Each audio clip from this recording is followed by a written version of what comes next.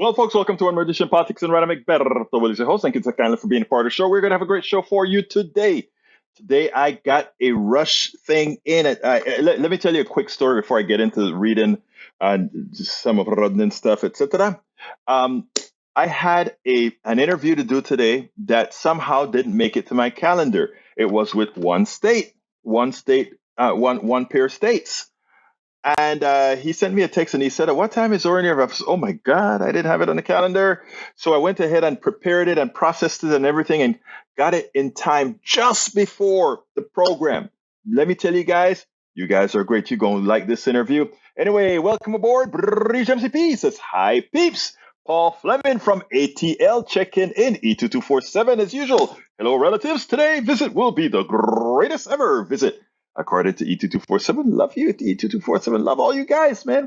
Anyhow, let's see who else is here. Who else is here? Michael Rudnin, he says, extreme heat, rise in demand. Arizona utilities warn of blackouts.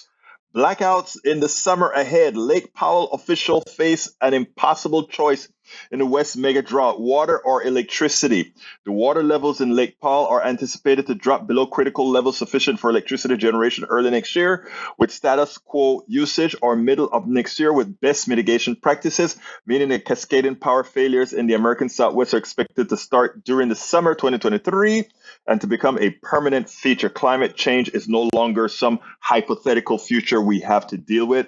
It's at our doorsteps, and we are about to have 10 million internally displaced people who are put to the choice of insufficient electricity during heat waves, long-term water scarcity. I'm glad you brought that up. I want to do a program. I've been to Lake Powell several times, and it is amazing that since the last time I went to the dam, how much the water has fallen since. And what I don't know is why these guys haven't been doing other mitigation factors. I mean, that is likely never going to fill up again because there's not going to be that volume. They have to start talking about big time desalination plants and canals that bring water from the wet areas to the. All of that should already be in the planning stage because we are at the point of no return. So we have to start making the changes necessary to mitigate what we have done with climate. Not a lot of people doing that. Another one, Indiana man charged with murder and death of his wife wins Republican primary. I saw that 60 votes he got. A whole 40 advanced the GOP primary election for a seat in a Clinton Township board on Tuesday. If convicted of murder, he'll be disqualified. I find this to be kind of indicative of the sort of men many of these on the far right have become. Obvious sarcasm? No, actually, it's not sarcasm. It's the actuality. It's January 6th. You will not replace us. We can go over and over again. These are the things being fomented in these people's mindset by the Republican Party. They understand that they can't win by majority, so now they need to win by fear, etc., etc., etc. Ohio Secretary of State once called it irresponsible to say the election was stolen. Then came Trump's endorsement. Those on the right are aiming to steal election again by getting their people into local government. Secretary of State position. We on the left have supermajority polling support for most issues, yet our ideas for a government that prioritizes the needs of the people aren't law. Why? Because we on the left have lower voter turnout than those on the right. What happened to the Supreme Court needs to be seen as a need to vote in self-defense of our ideals, or it's all going to be stripped away by those who seek to, that is so true. We have to be more participative. We've just got to do it. Last one from Michael. Belarus hands 6-year jail sentences to dissident blogger Roman Protasevich, girlfriend after forced plane landing. I remember when that happened. Sofia Sapega, a Russian citizen, was arrested after Belarusian authorities diverted a Ryanair flight to Minsk in 2021. I'm sure you remember this 2021 incident. Roman Protasevich ran a Telegram channel that broadcasted and coordinated huge opposition protests in 2020. Thanks for bringing this story. It needs some exposure. So Belarusian leader Alexander Lukashenko phoned in a fake bomb threat, diverted the plane to the ground under military jet escort, and arrested both after the plane landed. This is what invariably happens when you have authoritarians in power. They will abuse that power. Absolutely so. We see it in action. All right, I think I saluted Bridge MCP, Paul Fleming, E2247, AVQ. Welcome, Alistair Waters. H says H. Hi, peeps. Hi, peeps. Hi, Alistair. Love to see you here. She says, I'm not excited for the heat. It's this weekend. Ah, you mean it's also hit Spain? Yvette Avery Herod, how you doing, beautiful lady? Bridgem CP says, what is the temp going to be, Alistair Waters?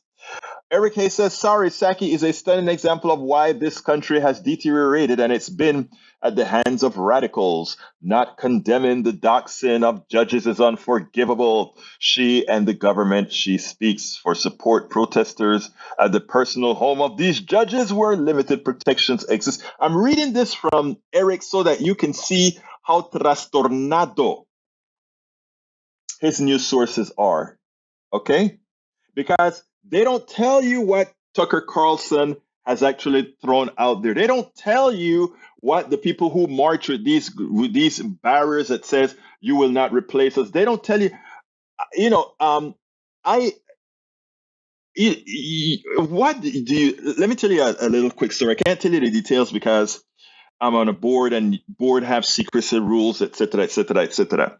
But I'm going to say one thing that applies to the board, and I see it in Eric and other people who refuse to just, there are some people who have a mindset and they try to accumulate all the data that justifies that mindset.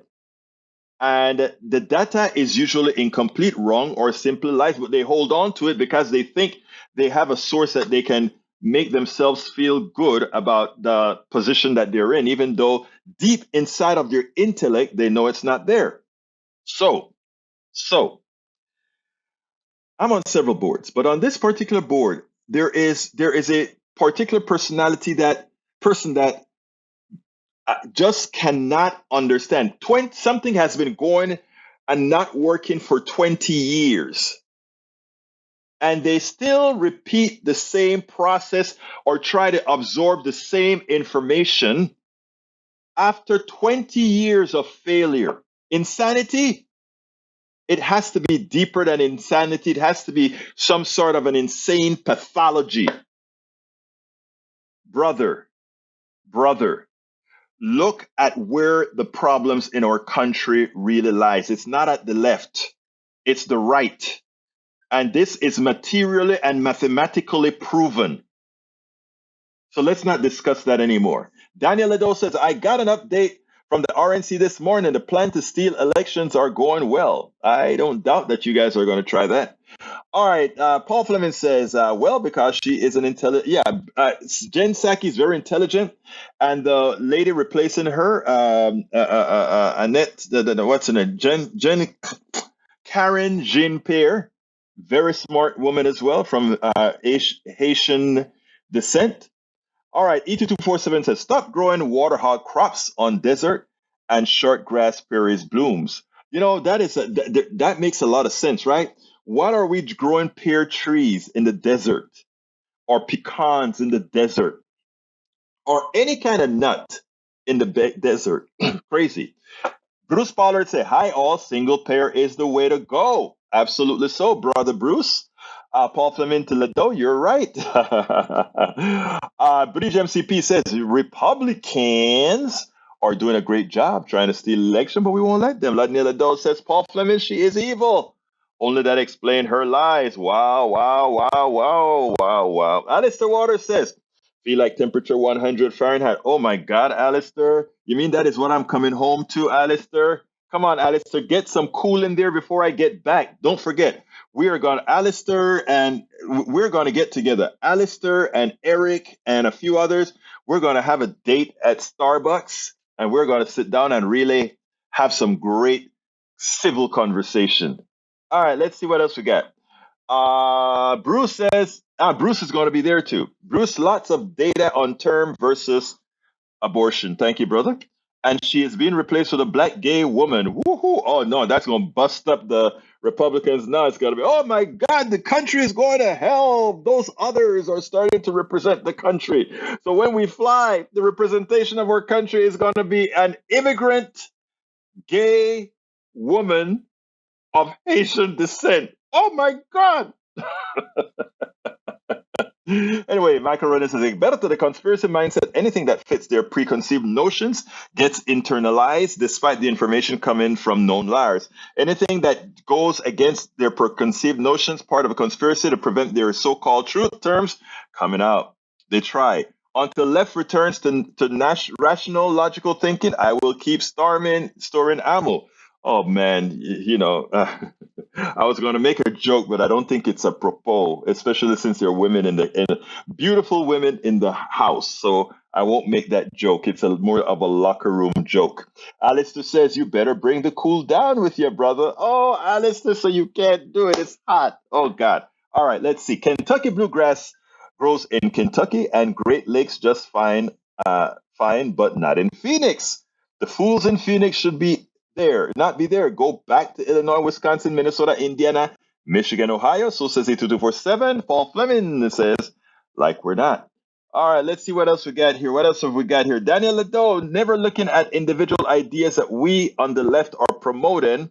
Nearly every idea comes down to creating a society that prioritizes the need of the people and the environment. Daniel Ledo says, all right, let's continue. I won't repeat that. Hasn't Psaki replacement tried before and failed? That is why Psaki stayed? No.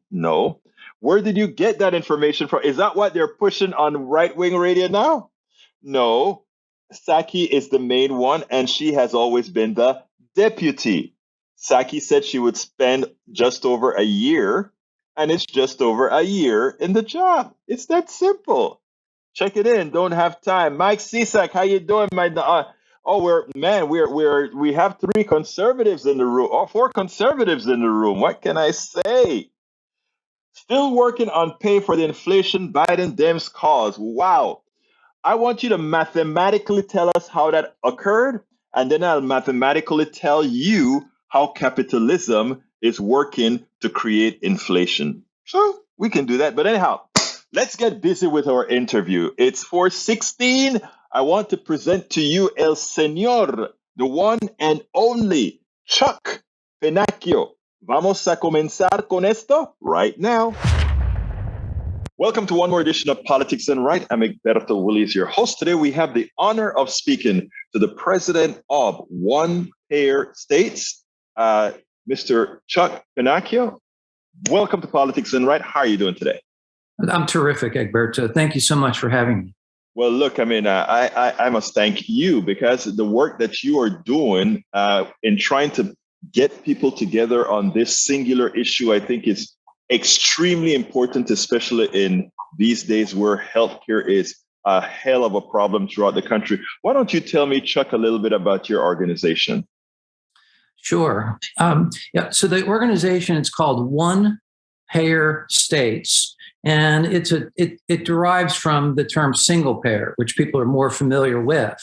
But it's the same concept: is that we support guaranteed universal health care for everyone, everybody.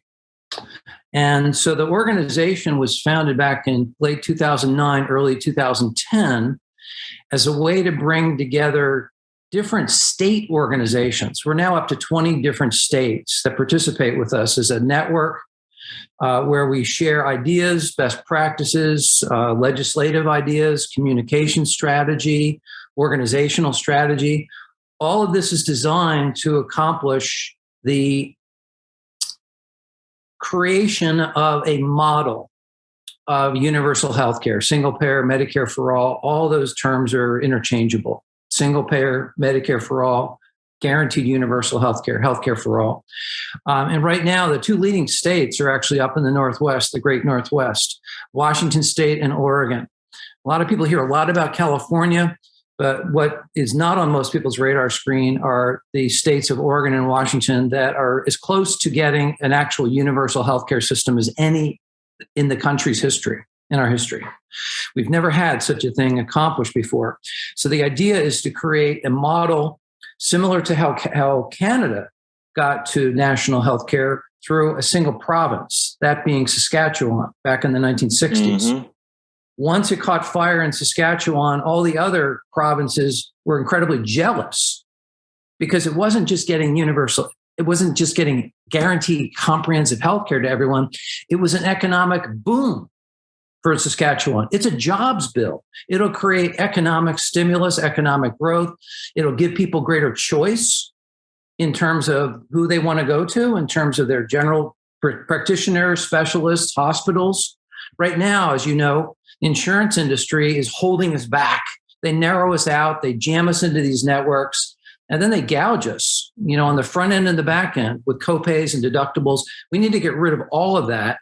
And so our organization is designed to, again, model a successful plan for single payer that will then be picked up by states that couldn't run fast enough to this solution. Now, Chuck, if I understand it correctly, you said that so far the two states that are furthest in getting close to this ideal, it's Washington State and Oregon. What kind of model are they using? Are they still using the private insurance model, or are they using some other model to get to that place? Right. So both of them have universal healthcare commissions, or commissions that are designed to create and actually draft the legislation. And they have majority single payer supporters, Medicare for all supporters on these commissions. In Washington State, it's a permanent universal healthcare commission. And so that within the next year, they will finish the drafting. They've already done the economic impact study. And they will then put forward this legislation to the legislature and then to the voters. Oregon is on a similar path, but the core principles of single payer, which is that all funding for healthcare needs to be generated at the state level, plus it also needs to capture the federal dollars that we're currently paying out in the form of Medicare, Medicaid, veterans, children, indigenous. All of these funds will then be collected into a single pool or a single payer. That's where the term comes from. Right. And it will create immense efficiency. It'll save money on the administrative side of upwards to 20 to 25% just on administrative savings. We've been talking about that for decades. On just the administrative savings alone is 20% at least of the entire healthcare budget. Absolutely, and it'll liberate the business community that currently has to scramble to try to pay costs that go up every single year. They have to shop around different insurance companies, all these networks. It's so crazy. It's convoluted. It doesn't make any sense. So then, Chuck, are you telling me then that at that point, those two states are really eliminating health insurance, rather basic health insurance? I imagine for those people who want esoteric type care, they can get some private insurance that's willing to do that. But as far as basic health care, will be delegated to that pool that's coming in from all the federal and state dollars and whatever. I guess that is wonderful. So each of the state itself will act as the insurer. The state, one risk pool, risk pool, which is excellent. Absolutely. Right. And it's going to deal with all sorts of, it's going to bring down the cost of prescription drugs. It's going to eliminate copays, deductibles, and premiums. So it'll be a tax. We have to be upfront about this, but that tax replaces the existing premium copay, which is extremely high. Those premiums are extremely high. I imagine that's going. So, Chuck, let me ask you this then: how do you stop the health insurance company, the drug companies, and all of these other stakeholders that are going to try to take hold to bust holes in this thing to somehow get privatization, which has failed royally in healthcare, a foothold again? Well, similar to your approach to politics, we invite all stakeholders to the table, and they get to say their piece. They can oppose it, that's fine, but we want to take the wind out of their sails, which is to say, and expose them for the kind of behavior that they engage in, which is gouging people, sticking They're people. a fraud, yeah. Absolutely. But we want to bring them to the table so they can't complain about, we were end run, this is a secret thing going on. No, we're open and we're transparent and fully accountable to the citizens of the states of Washington and Oregon in these particular two cases. And also we need to bring together the stakeholders in the business community, in the labor community.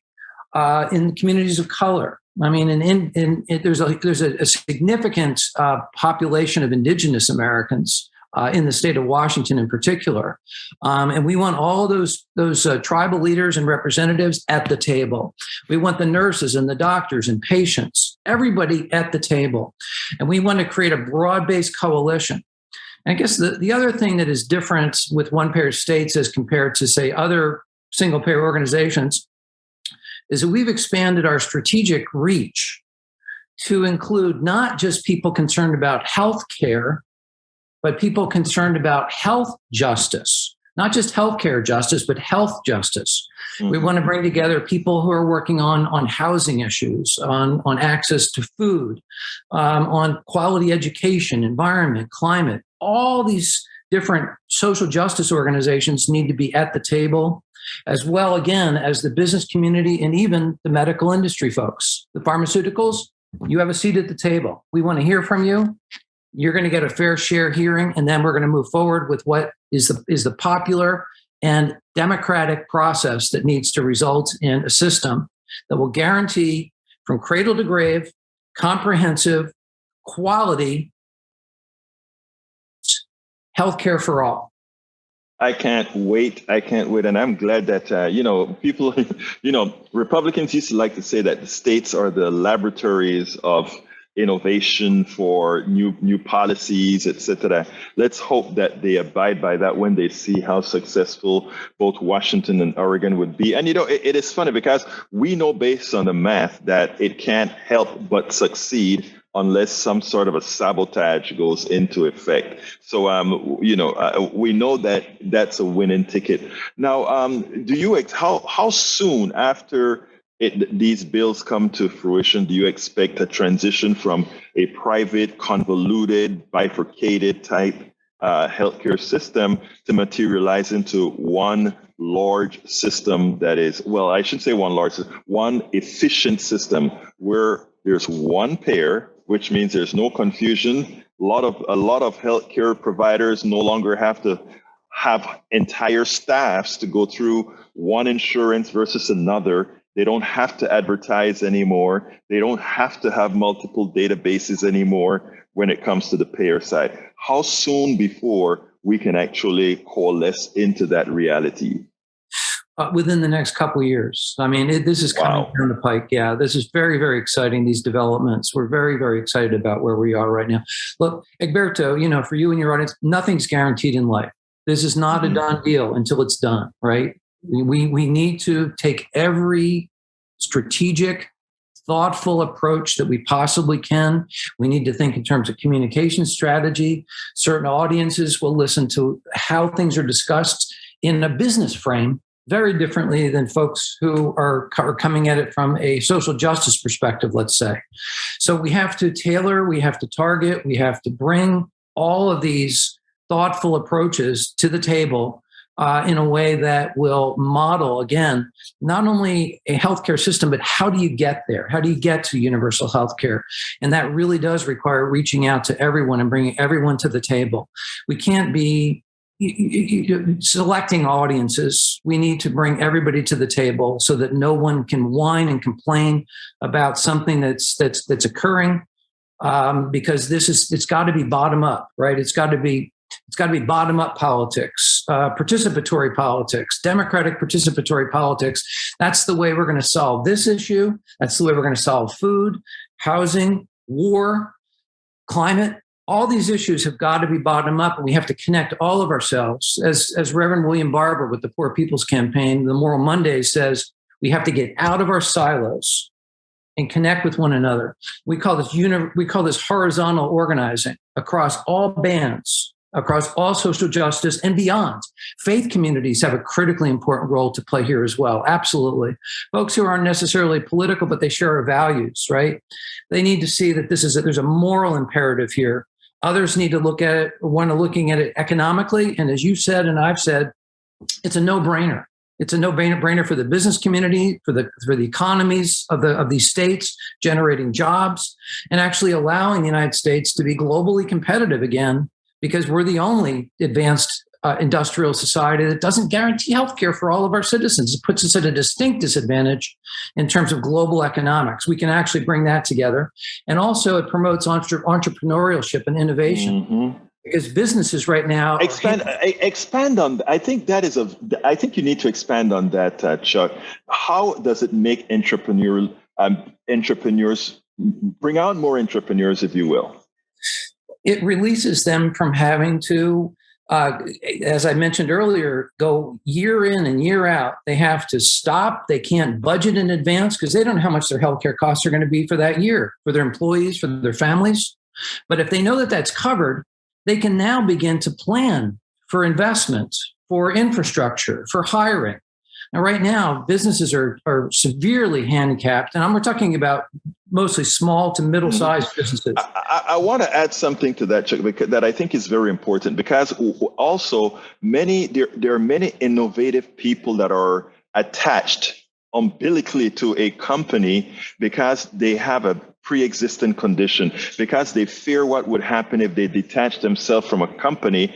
They don't have any health care, so they continue to be tied to that company. Where if they had the freedom to move, knowing they had health care for themselves and their kids, they could innovate, they could create new products, and those are the avenues that so many people fail to see, that you see, that your organization sees. So I want to thank you for what you're doing, for bringing this to light, bring further to light, and also bringing to light to us that there are in fact states that are following the Saskatchewan model to start the process. Since it seems so problematic to get the whole thing done at once, that Oregon and Washington are going to do it, and that you guys are a part of that structure. That is great.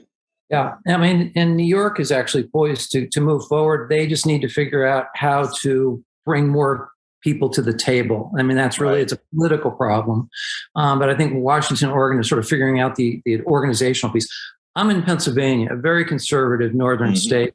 And I think that we can break out as well if we get our ducks in a row. So I'm deeply grateful for you and your audience. You folks are so thoughtful. And we can do this. We have to believe in each other, right? I think for me, going forward in our time of crisis, is that real change begins with what I call radical hope. We have to go all in with hope, all in with hospitality, and all in embracing one another and seeing our common humanity. And I think we can solve all problems, not just the healthcare justice issue.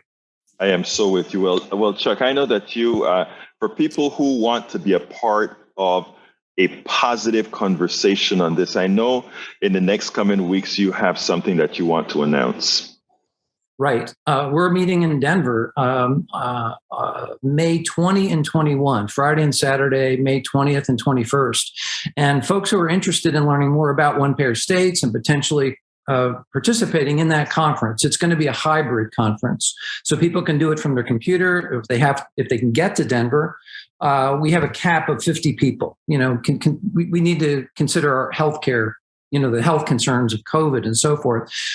We have a church that we've rented in Denver. It's going to be a 2-day conference and a real chance for people to connect and understand what are the winning ways of building strategy. And you're going to be part of that conversation. We're thrilled that you're going to be joining us for that conversation about how do we connect each other to a common purpose here and get back to what it is that unites us as Americans. We're so divided right now. This is a great opportunity. So people can contact me at my email address, cpennacchio@gmail.com, CPENNACCHIO@gmail.com, CPENNACCHIO@gmail.com, and onepayerstates.org. If you just spell out the words one payer, PAYER, one payer states, plural, states.org, you can get more information about the organization over there as well. I will have all that information in the accompanying blog for this conversation. And look, I want to thank you, Chuck Pennacchio, for what you've been doing, for what you've done, for what you will be doing for the conference that you're having. I think it is important that we get more people like you doing this necessary work. So thank you so kindly for having been on Politics Done Right. Absolutely. You're terrific, Egberto. All the best. See you soon. Thank you. Excellent. Hey, folks, thank you so kindly for listening to El Señor Pennacchio. That was, I wanted to get him on today by all means necessary because this is something that we need to get out in the ethos. So I'm going to go back now. Before I answer all those questions or discuss a lot of the comments, it's halfway through the show. So let's go ahead and do our ask right now. Benito Willis, as host of Politics Done Right, a progressive radio media show on Pacifica Network's KPFT 90.1 FM Houston that engages all ideologies, I found that our political angst isn't mostly ideological. There is a well-designed effort by many in power to control us. If we are at each other's throats, we are less likely to demand our economic and local wishes.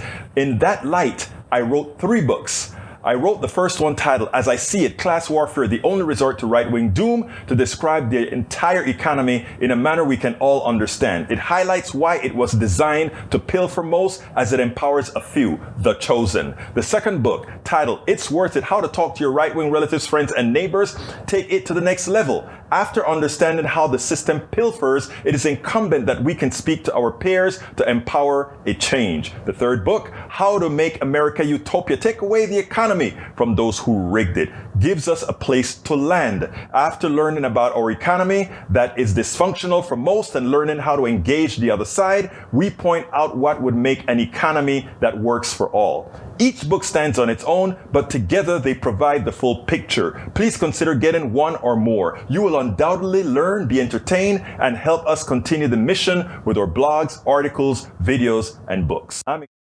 Yes, folks. So please consider that you can get that at politicsdoneright.com/books, politicsdoneright.com/books. You can also support us by clicking on that join button. If you're on YouTube, click the join button. If you're not on YouTube and you want to join our YouTube posse, go PDR posse on YouTube, go to politicsdoneright.com/YouTube. Alternatively, you can support us on our Patreon, which is at politicsdoneright.com/Patreon. Patreon is spelled Patreon, Patreon. You can also support us at PayPal, politicsandright.com/PayPal. PayPal is spelled P-A. Well, you know how to spell PayPal, politicsandright.com/PayPal. Please visit our store, politicsandright.com/store, politicsandright.com/store, where you can get all our cups and hats and T-shirts, all the works. Please, please, please, please, please. And likewise, you can consider going to our politicsdoneright.com/support, which gives you all the different forms in which you can support Politics Done Right. Okay, let's go ahead and get back to the program. Let me scroll back up here to where I saw people writing stuff. Para ver. Bridge MCP says, actually, it's not Bridge, it's Mike C6 says, why would one keep pushing an idea that has failed over and over again? That's similar to insanity.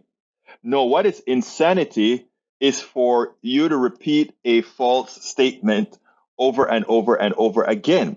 The United States is the only country that doesn't use some form of a single payer system, and the outcomes are there. We are a failure. Every country, France, Australia, England, Canada, or UK, Canada, and others who have a single payer system or some more regulated system that approximates a single payer system is far more efficient than we are. And by the way, what are the outcomes? How do you determine if a country has good health care? You determine it by the people's in that country's longevity. We are to the bottom of the pale of the EOCD nations. Okay?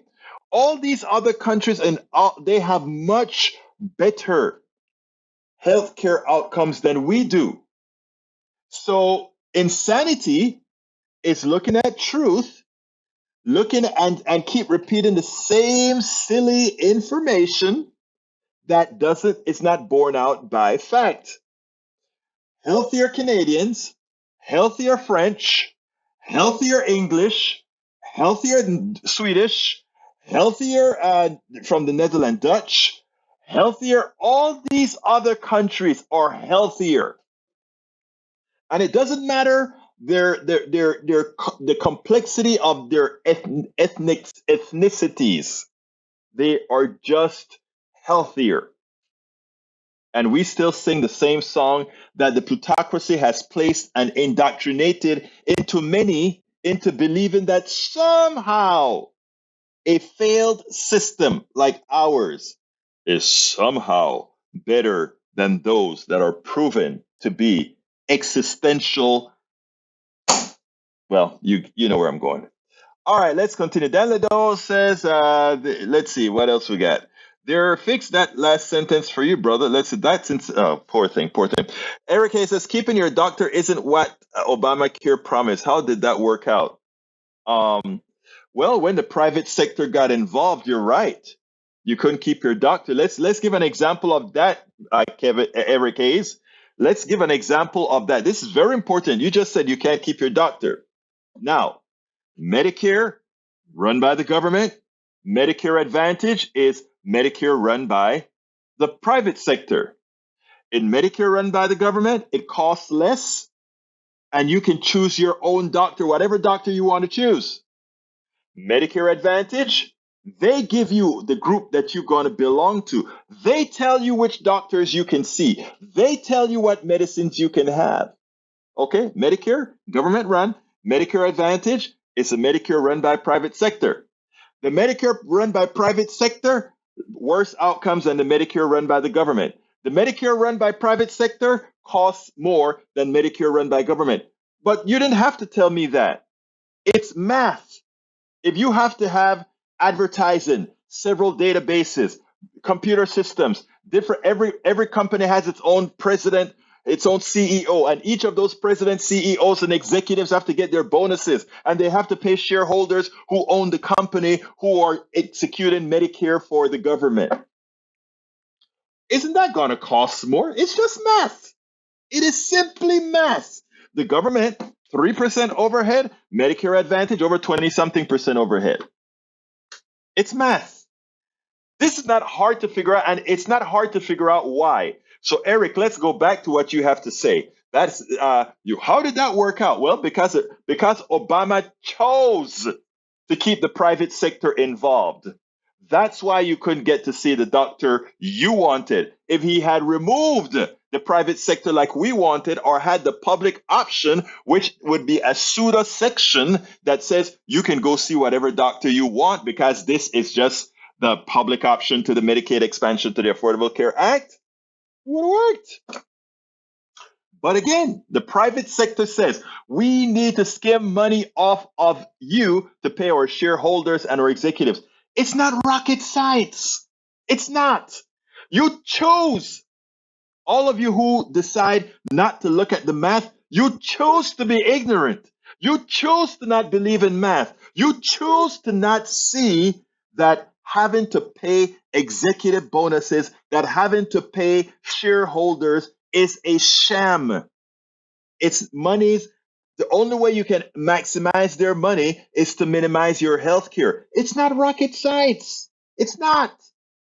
You chose to be fooled by them. When Medicare was designed, they claimed it would save people huge amounts of money. I feel for you, sir. I feel for those who have to justify misinformation because you lose all credibility. But what can I say? Breach says Medicare is funded by the Social Security Administration, which means it's funded by taxpayers. We all pay 1.45% of our earnings. Actually, it's twice that. It's about 3%. Oh, okay, you said it. Employers pay another 1.5 for a total 2.9. Because when I have to pay 2.9%. The Medicare deduction of your paycheck might be FICA HI. The HI refers to health insurance, and it's your premium cost of all Medicare coverage. While the portion of FICA taxes that cover payments into the Social Security system are levied by it stops at $118,599. Yes, and that is where the fraud comes in. It should go all the way up to the billionaire, and then Medicare, Medicaid, and Social Security could be solvent out of that. But I don't even want that. I want to, anyway, that's another thing. Tom C says Medicare overspends because private healthcare is unregulated. Medicare for all would control costs of good basic care, but allow supplemental policies for those who want or need not who need additional coverage, Tom, in my humble opinion, who want additional coverage. Because for me, I don't want to be close to medical stuff. Patch me up and call it a day. Daniel Ado, that viewpoint of pure voluntarism would lower taxes rates to 0%. Low environmental degradation. It just actually, you know what? It's not even worth talking about that, Michael Rudden. It cannot function because we would have to stop him from using the streets. We'd have to stop the street light. I mean, it makes no sense at all. That sort of, it's not even Darwinism. It's not even libertarianism. It's just stupidity. It cannot work. It won't work. The problem in red state, from Paul Fleming, the problem in the red states is that our governors won't release funds that the government has provided to save money to the recipients. The funds have been available. Texas is one, and this is where I always try to tell. When I go back to Texas, it's going to be on, because that is when the real race starts in July, August. Then I'm going to go to Pittsburgh and do some campaigning as well. But right now, I want every Democratic congressperson in a red state or a Democratic candidate in a red state to talk to the people and remind their people that their legislatures are filled with what again? Murderers. Yes, get their attention. Their legislature, if there are every Republican that voted against the Medicaid expansion to the Affordable Care Act are murderers. Remember, the money was there to care for their people, and they chose not to take it. They voluntarily murdered their citizens. And you have to campaign in truth. And when you campaign in truth and with that particular language, people will get to see, oh my God, Texas has thrown away over $100 billion for an ideology that kills. Think about that. Texas has thrown away billions of dollars since the Affordable Care Act, meaning it has killed tens of thousands of people. The Republican legislature has killed tens of thousands of people because they voluntarily chose not to accept the Medicaid expansion to the Affordable Care Act, which was free to the state who had already paid the taxes on that. Texas has already paid its Medicare expansion taxes already. It's paid. So we just leave it on the table. We don't collect it. So our Texas residents are out there paying for something their citizens won't use because there is a fratricidal Republican Party, a homicidal Republican Party in Texas that's allowing its citizens to die. They are what? Murderers. And those are the things that we have to start preaching to the population and letting them know that when that hospital closed in Yoakum, Texas, this wasn't Yoakum, I don't remember the name of the city. When that hospital closed in rural Texas, it wasn't because of Biden. It wasn't because of Obama. It was because your Republican legislatures chose not to accept the Affordable Care to Medicaid expansion. And you know what that meant? That meant that the people in that rural area could no longer support a hospital that would have been paid for by the Medicaid expansion to the Affordable Care Act. They killed their people. They caused hospitals to close. And it behooves me that those who consider themselves Democrats, you can campaign in Houston, you can campaign in Dallas, you can campaign in Fort Worth, you can campaign in Pittsburgh, you can campaign in Philadelphia.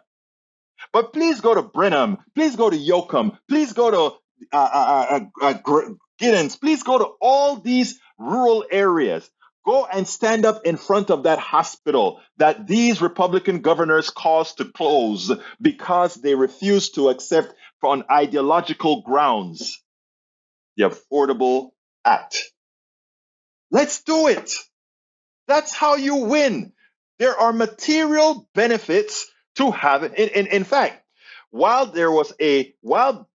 we have Democratic control, all those Republicans got wealthier. All those people in Timbuktu, Giddens, They got their check. They felt good. That 1,200, that 1,400 went a lot further in Brenham than it went in Houston. It went a lot further in Yoakum than it did in Houston. It went a lot further in Giddens. It went a lot further in Paris. It went a lot further in all those places. We need to know how to campaign and let the people know, yes, our Texas legislature are murderers. And that applies to every red state that did not accept the Medicaid expansion to the Affordable Care Act. Continuing. All right. Let's see. Hey, but let's see what we have here. Egberto, our healthcare system is off the charts bad for both healthcare outcomes and costs. Absolutely so. Christian from E2247, Christian realism is a name that has been given as term closely related to Reinhold Niebuhr, to which the faith community should pay attention instead of magical religiosity. I like the way you say that. Egberto, the 20% overhead was a regulation brought about by the ACA before Obamacare. The healthcare industry had no such limitation. I know they could charge whatever they wanted to, but even 20% is ridiculous when Medicare is only 3%, right?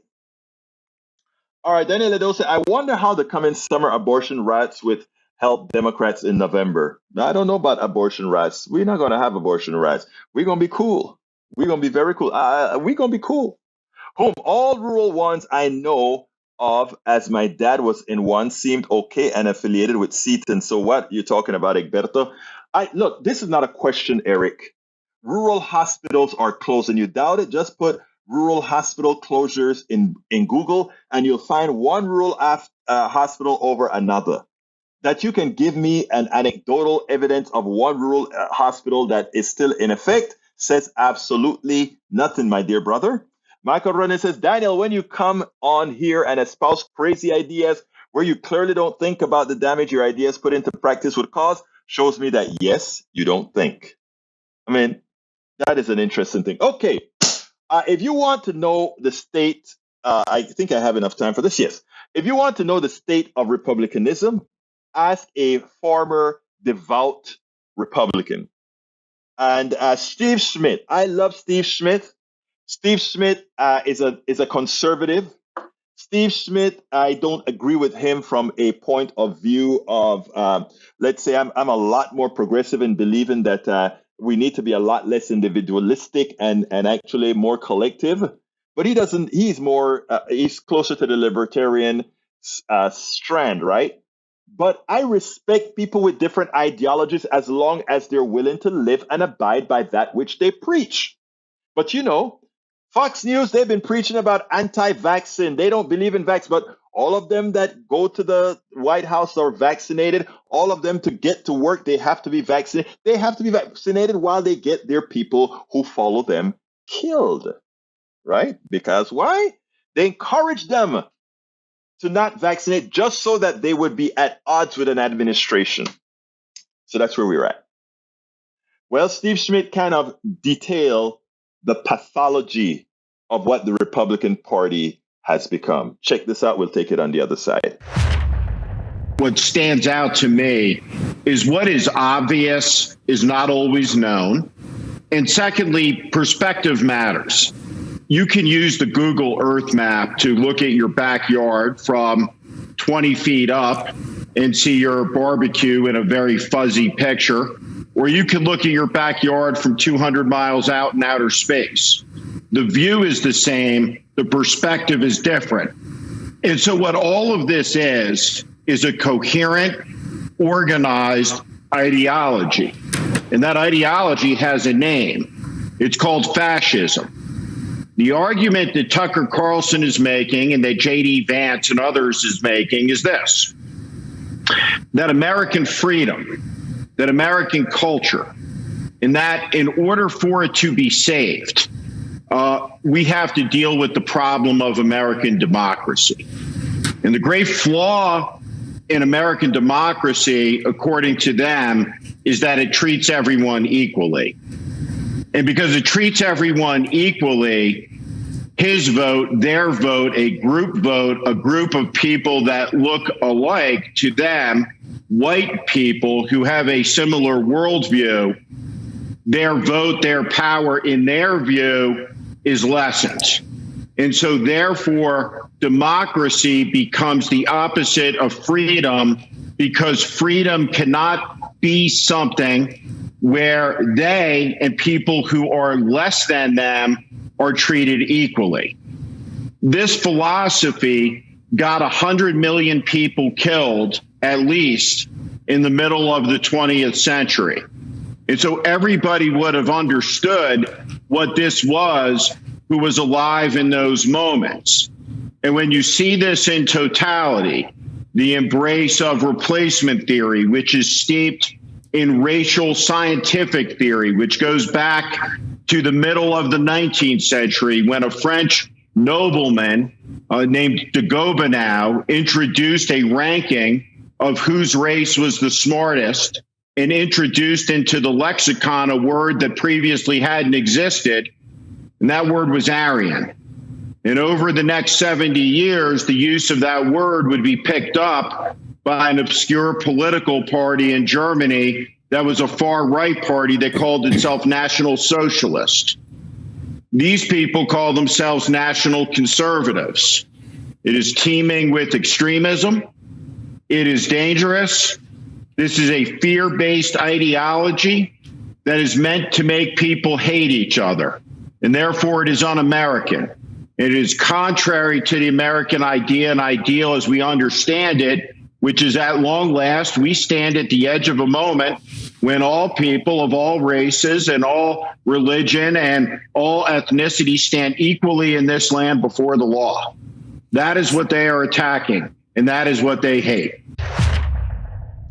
That is who they have become, according to Steve Schmidt and according to what all of us are able to see. Folks, don't forget, visit us at politicsdoneright.com/Ask Egberto for that. On Saturday at 11 Central, 12 Eastern, we have Ask Egberto Anything. Please go to politicsdoneright.com/Ask Egberto, politicsdoneright.com/Ask EGBERTO, and sign up. Let's have a great talk tomorrow on Saturday at noon. Let's do it. Saturday at noon. Ask Egberto anything.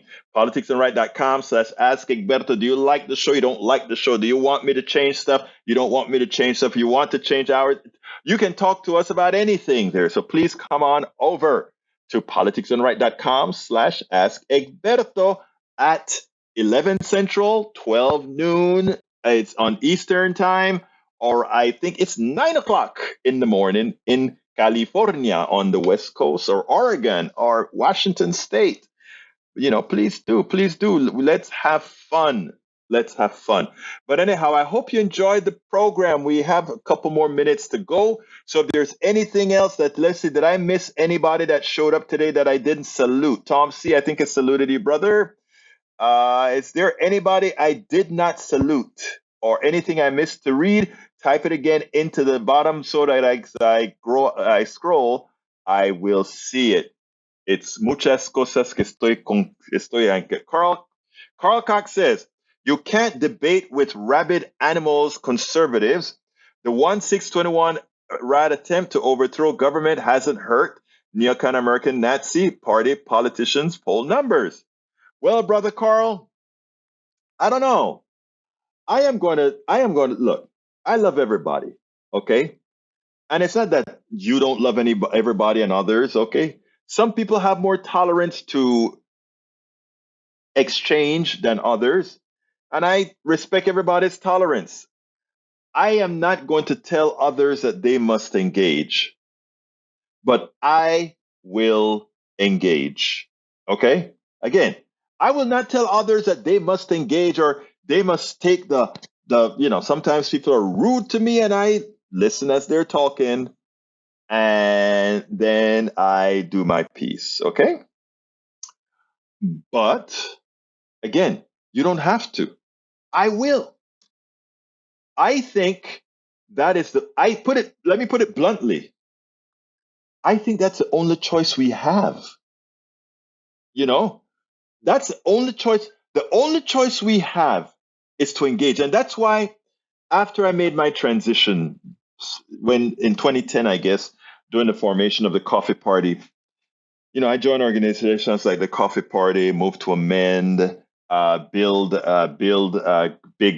government, all that kind of stuff. And all these things weren't democratic organizations. These were organizations of people trying to get us on an even keel, trying to get us to work together to solve problems. Party was inconsequential. In fact, we had anarchists, we had liberals, progressive, conservatives, the work. Ultimately, if you don't have a supermajority of one particular group or whatever, you have to find a way to work with each other. And, that's my goal. Some folks think it's naive. I know for a fact it's not naive because I know for a fact I've seen results. And yes, it's slow. It's tedious. It's painful. It's hard. Sometimes, I'm human like anybody else. And sometimes some people say certain things and I want to grab them by the neck, but I don't. Right? I understand what has to be done. And some have to do it. You never have everybody doing it. Some have to do it. And some, like you guys who support me, y'all are actually doing it, even if it is indirectly through me, right? Or indirectly through people who work in organizations that believe in, bridging the divide. By you supporting politics done right, you're also offloading some stuff that you yourself don't want to do and don't have to do. All right. So, folks, please, again, support us. PayPal, politicsandright.com/PayPal. Do the best you can, if you can, that is. It'll really allow us to continue doing what we're doing. Also, please don't forget to support us on. I'll tell you what. Let me give you the all-encompassing way to support. politicsandright.com/support. politicsandright.com/support.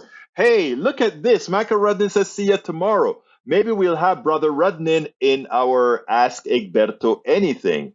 I hope you do. And everybody here, please go ahead. Join Ask Egberto Anything. I'm going to put that link in there one more time. Una vez más. Lo voy a poner ahí adentro.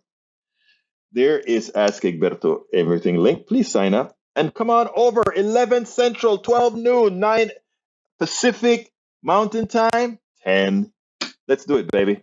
My name is Egberto Willies. This is Politics Done Right. And you guys know how I end this, baby. I am what? We spend a lot of time deconstructing the news, trying to parse it into a form that everybody can understand. We try to find those little nitpicks where it flies above the fray, etc. If you really like these videos that we do, I want to ask a big favor. Please go ahead. Number 1, subscribe to our channel. And number 2, please join if you can. Thank you so kindly for watching. Keep watching. Please remember to share. We must populate the entire internet with our progressive message, a message that we know is what most Americans say that they want. So help us, please join.